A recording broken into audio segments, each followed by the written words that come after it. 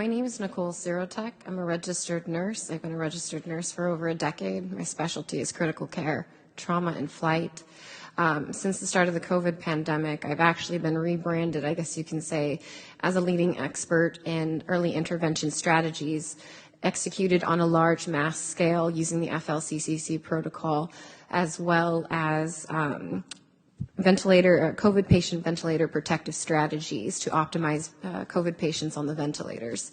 My story actually begins back in May of 2020. I was one of the original nurses that went to NYC to help with the COVID pandemic because, as we remembered, they needed nurses. And most importantly, they needed ventilators. Well, I was the whole package, a flight nurse that can manage ventilators.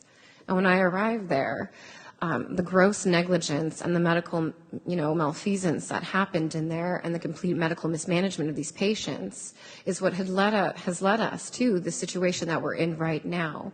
The pandemic and the hysteria that was created from poor public health measures and poor execution of appropriate early intervention strategies and the handicapping of medical professionals doing their job has led to where we are right now and into the crisis situation that we are in. I will use several key case studies that will represent larger descriptive statistical information for what I'm going to speak of.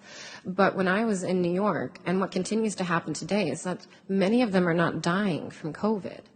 Now, many people don't know about me is that I'm actually a master's prepared biochemist, and I have worked extensively with the HIV virus, tracking genetic mutations. So I feel very comfortable going toe-to-toe with some of these doctors here, although I am not a doctor, I'm just a nurse.